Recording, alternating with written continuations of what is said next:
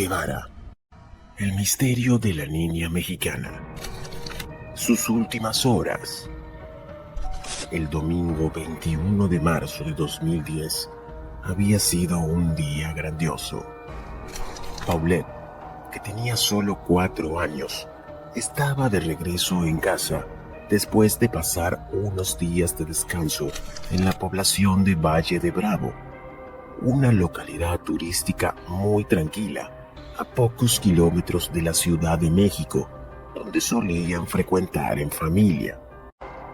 Había viajado con su padre, Mauricio Guevara, y su hermana mayor, a la que todos llamaban cariñosamente Chess. Su madre, Lisette, las esperaba ansiosamente en su lujoso departamento para acompañarlas a su habitación como todas las noches, ponerles el pijama y darles un beso. Este momento solía demandar algo de tiempo extra, pues Paulette requería ciertos cuidados especiales y su rutina nocturna incluía ser acomodada adecuadamente en su cama. Sin embargo, alrededor de las 21 horas, la madre se aseguró de que estuviera bien antes de dejar la habitación. Le dio las buenas noches y apagó la luz. Poco después, el resto de la familia también se fue a descansar, sin saber que sería la última vez que verían a la pequeña. A las 8 de la mañana del lunes 22 de marzo, Erika, una de las niñeras que cuidaba a las 2 hermanas, se acercó a la cama de Paulette para despertarla y prepararla para la escuela. Pero la niña no estaba allí. Inmediatamente notificó a su madre y juntas comenzaron una búsqueda por toda la casa, debajo de la cama, en el placar y en otros cuartos. Por un momento pensaron que se habría despertado antes de tiempo, aunque en realidad Paulette no podía desenvolverse sola como para ir muy lejos. Entonces salieron a revisar en el resto del edificio, buscando señales de robo o ventanas abiertas.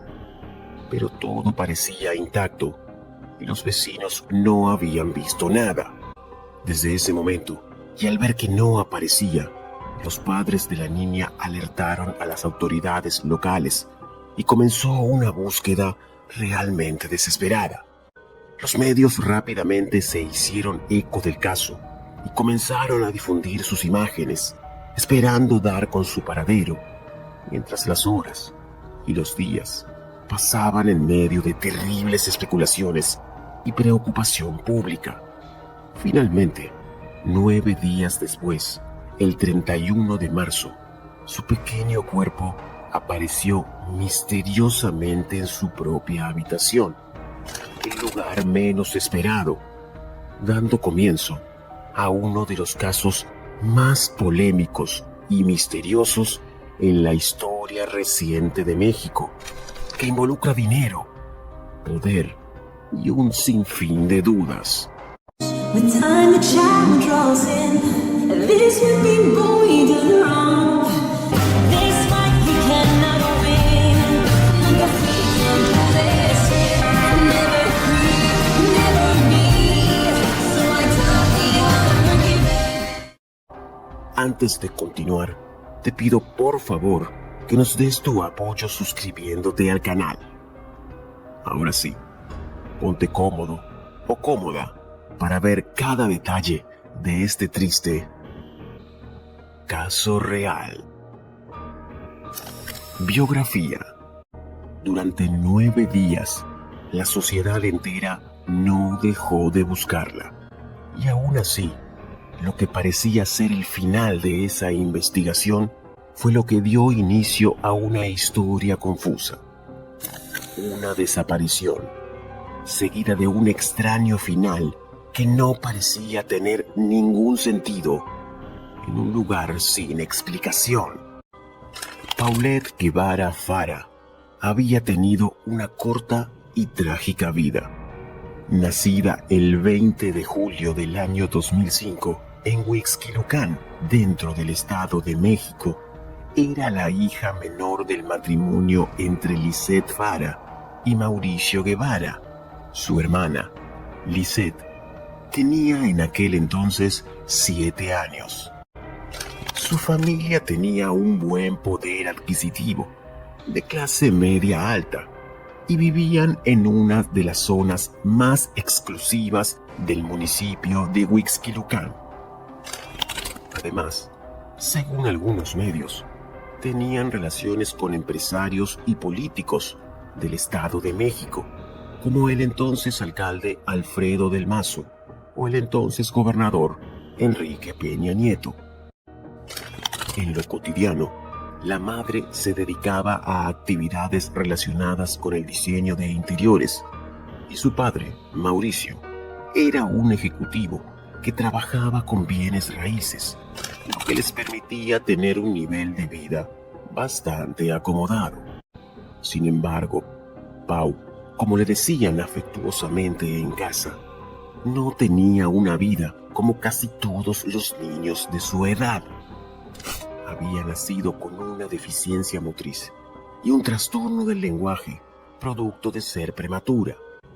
Por eso, y aunque afortunadamente no tenía ninguna enfermedad o retraso madurativo, desde un comienzo supieron que difícilmente podría valerse por sí misma y necesitaría ayuda incluso para vestirse. De todas formas, asistía al jardín y era una niña muy querida, con un gran espíritu, que se esforzaba por hacer prácticamente todas las actividades y nunca le faltaba una mano amiga para las que le costaban un poco más. No había nada que sospechar, y por eso en el momento de su desaparición surgieron demasiadas preguntas. ¿Acaso alguien tendría motivos para hacerle daño?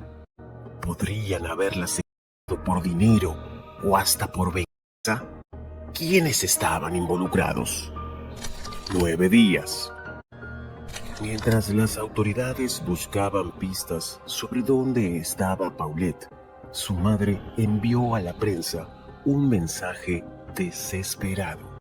Decía lo siguiente: Ayúdame a regresar a mi casa. Me llamo Paulette y tengo 4 años. Tengo discapacidad motriz y del lenguaje, presento una cicatriz en la espalda del lado izquierdo, no puedo valerme por mí misma, necesito a mis papás. A menos de 24 horas de la denuncia, los oficiales de la Procuraduría de Justicia llegaron al domicilio. Revisaron todo el lugar, y más precisamente ese sitio donde estaba la cama de la niña. Sorpresivamente, no la encontraron. Vieron en detalle las cámaras de seguridad del complejo de departamentos y no pudieron notar movimientos sospechosos durante esa noche que Paulette había desaparecido. Los días siguientes, familiares y amigos inundaron las calles del Distrito Federal con fotos de Pau. Carteles enormes colgaban de las paredes y los puentes con su cara, e incluso muchos recurrieron a internet para dar con alguna pista, por lo que su caso comenzó a ser reconocido en todo el país. Sin embargo, nadie hablaba. Lo único que había era una gran incertidumbre y el temor de que se tratara de lo peor. Los oficiales también entrevistaron a personas cercanas de la familia, intentando averiguar si había conflicto entre ellos o signos de alarma, además de investigar sus rutinas y sus horarios. El día 26 de marzo fue el mismo procurador mexiquense, Alberto Basbás, quien llegó al domicilio dentro del conjunto habitacional Portovita, en el número 11 de la calle Hacienda del Ciervo. Observó con detenimiento cada rincón, cada objeto quizás habían pasado algo por alto. Por último fue a su habitación, donde supuestamente en esa cama la habían visto por última vez. Dio vueltas alrededor de la misma, de sus juguetes, imaginando qué podía haber pasado, quién podría haber entrado, y luego se fue de allí sin ni una respuesta. Entonces, con el correr de los días, todas las declaraciones también comenzaron a ser confusas. Sus padres decían una cosa y luego se contradecían, hasta el punto que pasaron de ser las posibles víctimas de un secuestro a estar en el foco de los acusados. Algo estaban ocultando. Tal vez algo siniestro, pero nadie podía entender qué ni por qué. En ese momento trasladaron a los testigos a un hotel, incomunicados, para que no pudieran ponerse de acuerdo en las declaraciones, y tanto los padres como las niñeras fueron interrogados individualmente, aunque más tarde fueron liberados por falta de pruebas. Después de observar las cámaras de seguridad y al ver que Paulette no había podido salir de allí sin ser vista, el martes 30 de marzo se ordenó a los peritos y personal revisar por quinta ocasión la casa de los Guevara Fara.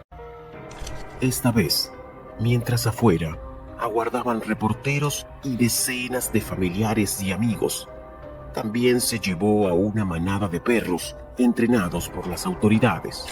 El lugar menos pensado. Era de noche. Los reporteros merodeaban la zona, esperando las primeras conclusiones para dar una primicia. A la medianoche, de pronto, ocurrió un apagón, y todo quedó en completa oscuridad dentro del edificio. Los perros comenzaron a ladrar, desesperados, y las personas se movían en círculos. Dentro de su habitación, en un espacio reducido entre el colchón donde dormía y un mueble que forma parte de su cama, los peritos habían encontrado el cuerpo sin vida de Paulette bajo una cobija. Las primeras pericias del Servicio Médico Forense de la Ciudad de México indicaron que la pequeña había perdido la vida accidentalmente por asfixia, al quedar atrapada en ese espacio, que había ingerido alimentos unas 5 horas antes de perder la vida y que no había rastro de sustancias tóxicas en su cuerpo. Aunque estas conclusiones no eran del todo convincentes. ¿Cómo era posible que nadie, absolutamente nadie, la hubiera visto antes? De todas las personas que habían circulado por el departamento, una había sido la periodista Lili Telles. Ella estaba cubriendo el caso y el 27 de marzo se había acercado al domicilio para entrevistar a la madre, Lisette. Para el encuentro y como locación, eligieron nada más que el dormitorio de la pequeña. Ambas, reportera y entrevistada, se sentaron en la cama de la niña, cubierta por una colcha de color rosa.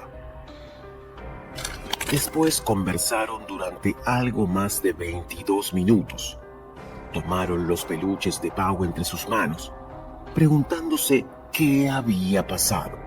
Pero la periodista nunca notó nada extraño. No había allí dentro olores nauseabundos, ni mucho menos algo sospechoso en la cama. A pesar de que solo 3 días después, la policía la encontraría bajo el colchón. Es por eso que ni la periodista, ni el público en general, creyó en la resolución del caso. Según la reconstrucción de los hechos por parte de la mismísima justicia, Pau había fallecido la misma noche de su desaparición.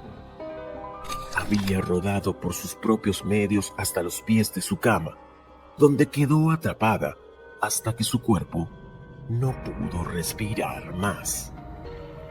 Después de que hallaron el cuerpo de Pau, Lili Telles habló en varios medios locales asegurando que la escena había sido sembrada, que su cuerpo había sido colocado allí poco antes de que lo encontraran, probablemente por quien fuera responsable del final de los días de Pau. Después de todo, ella misma se había sentado allí pocos días antes. Sin embargo, comenzó a recibir fuertes advertencias para dejar el caso. Y ante la falta de apoyo por parte de la justicia y sin herramientas o pruebas contundentes, no tuvo mejor opción que cerrar la boca. Todos sospechaban que Paulette había sido víctima de algo terrible y que ningún accidente podía justificar que ya no estuviera en este mundo. La segunda investigación. Tras las conclusiones de la justicia, surgieron demasiadas dudas. ¿Cómo es posible que los peritos peinaran la casa sin encontrar a la pequeña si se encontraba bajo su cama? La madre y las niñeras tampoco la vieron, a pesar de que dijeron haberla buscado por todas partes. Estaba allí, bajo el colchón, mientras pasaban por la habitación cámaras y periodistas, mientras la madre concedía entrevistas pidiendo ayuda para encontrarla, sentada justo encima de su cuerpo. Era demasiado. En los primeros 2 meses de investigaciones, Bas llegó incluso a detener a los padres de la menor, quienes se divorciaron después de protagonizar una guerra de declaraciones cruzadas. En un principio, Mauricio Guevara decía que él sabía dónde estaba su hija, pero que necesitaba ayuda judicial, mientras que Lisette también conocía el paradero de la menor, pero decía que la culpa era de su esposo y que él lo había planeado todo. Las niñeras, por su parte, dijeron que la familia tenía serios problemas. Pero además, declararon que la madre de la niña les había advertido que se quedaran tranquilas y que ella se haría cargo del cuerpo hasta las últimas consecuencias. Para la mayoría, parecía claro que su familia estaba seriamente implicada. Pero al final, la justicia no pensó lo mismo. Debido a eso, el procurador Alberto Bas fue duramente criticado en todos los canales de televisión. El revuelo social fue tal que primero se le instó a que deje de dar declaraciones públicas sobre el asunto, hasta que finalmente, el 26 de mayo, tuvo que renunciar a su cargo como resultado de la presión mediática. En su lugar quedó Alfredo Castillo, quien admitió por primera vez que la investigación tenía inconsistencias. 2 meses después, se dio a conocer el dictamen de la Procuraduría a su cargo, en el que se resolvió que el triste final de Paulette fue accidentalmente. El cuerpo de Paulette fue enterrado en el Panteón Francés en Ciudad de México en 2010, antes de que sus restos fueran exhumados e incinerados el 3 de mayo de 2017, después de que las autoridades consideraran que sus restos ya no eran objeto de evidencia para la investigación del caso. Las pistas. Paulette habría sido secuestrada y habían terminado con su vida. Algunos así lo creían. Pero la primer teoría estaba de alguna forma descartada. Las cerraduras no se habían forzado, ni había rastros de intrusos en la casa. Tampoco se escucharon ruidos extraños aquella madrugada, ni existían testigos que acreditaran que alguien ajeno a los Guevara Fara pudiera haber ingresado al domicilio. Por otra parte, después de que apareciera el cuerpo, Lisette Fara comenzó a ser la principal sospechosa. La madre de la víctima había caído en demasiadas contradicciones durante sus declaraciones, y además se la notaba tranquila, fría y distante durante las audiencias. Parecía que sus diálogos estaban actuados o hasta estudiados. Del otro lado estaba Mauricio Guevara, el padre de Paulette, quien en sus primeras declaraciones reconoció dónde se encontraba su hija. Se mantuvo discreto durante las investigaciones y sus palabras fueron pocas a comparación de las entrevistas que realizaba su esposa. Algo aún más llamativo fue que, según algunos reportes, habían encontrado rastros de cinta adhesiva en sus mejillas, colocada en posición vertical, aunque su cuerpo no tenía huellas de violencia. Sin embargo, ninguna de las pruebas fueron suficientes para reabrir la investigación, y a raíz de eso, muchos se convencieron de que podría haber existido algún tipo de encubrimiento por parte de la justicia. Testigo clave. Amanda de la Rosa era actriz y la mejor amiga de Lisette Fara.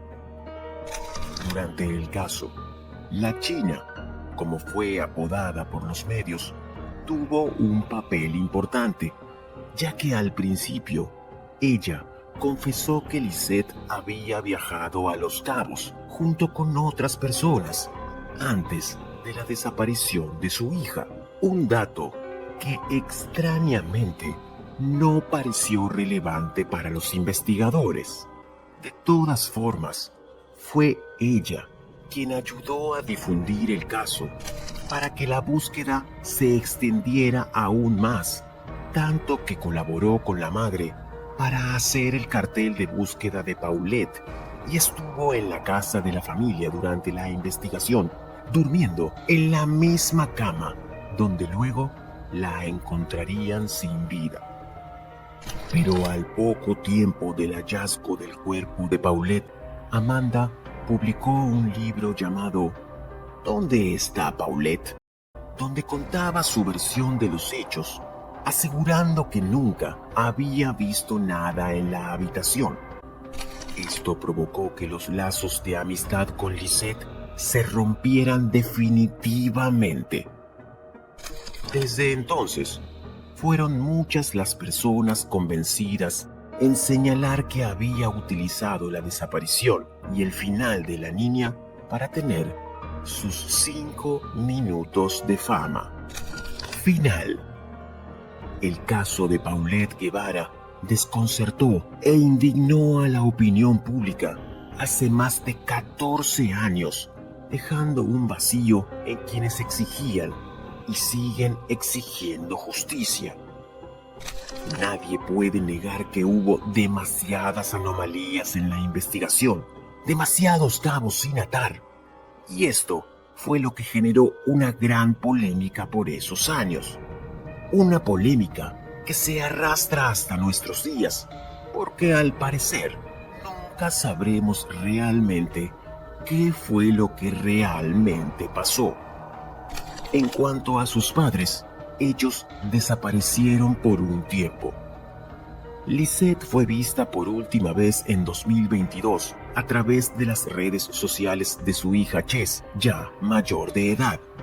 Su rostro era frío, sin expresión, con la misma mirada que provocó la indignación de México en el año 2010. De su padre no se supo más. Quizás por eso, algunas voces no descartan que el discreto hombre en realidad haya estado mucho más involucrado de lo que parece. En cuanto a Paulette, la protagonista y quizás víctima de esta terrible y confusa historia, podría agregarse que dejó una luz tan grande que hoy seguimos hablando de ella y lo que pudo haberle pasado. Probablemente una luz que no se apagará nunca. Si te gustó el video, te pido por favor que te suscribas a Casos Reales, que dejes tus mensajes en la caja de comentarios y que nos digas qué caso te gustaría que hagamos. Si Dios quiere, nos veremos la próxima semana.